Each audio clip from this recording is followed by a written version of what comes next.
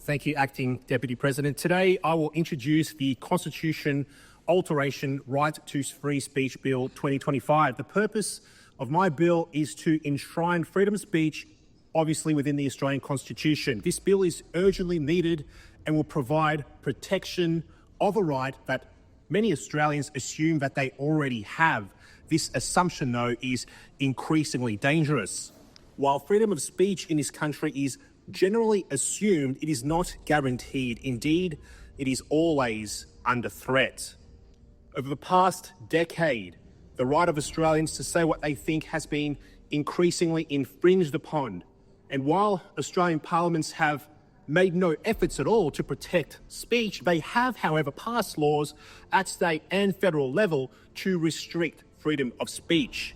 We are now at a point where it is dangerous to openly say things that most people privately believe. It's a brave person, for example, who opines that men cannot become women. Is that really the kind of country that we want to live in?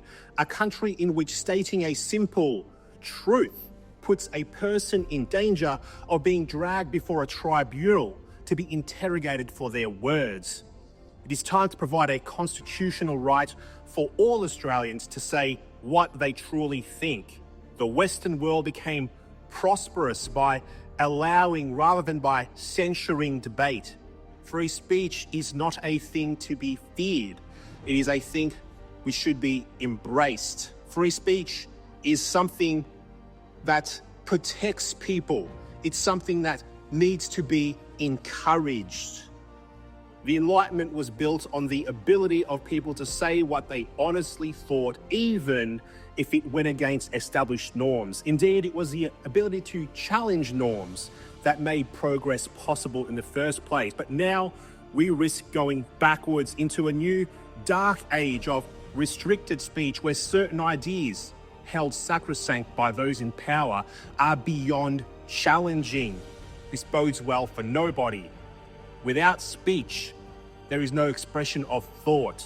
It is no exaggeration to say that if people are not able to speak freely, then they are not able to think clearly.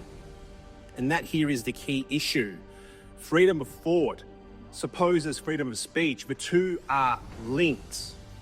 What good are all the other freedoms if people are not free to think independently of the state and to express those thoughts? Australia, at a national level, we lack entrenched protections for freedom of speech. Our role as elected members should be to provide and sustain that right.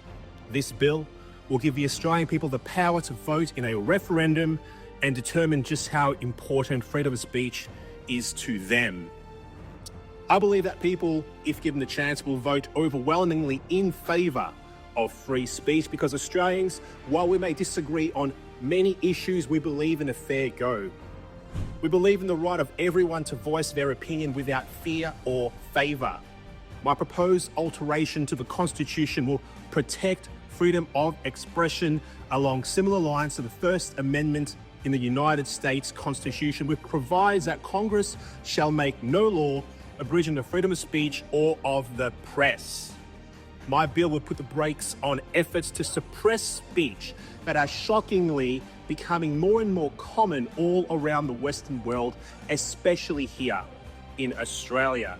Now, there shouldn't be a single senator in this chamber who would say that they were against freedom of speech. There shouldn't be a single senator in this chamber who would say to their constituents, I want to make it more difficult for you and your family to express your opinions.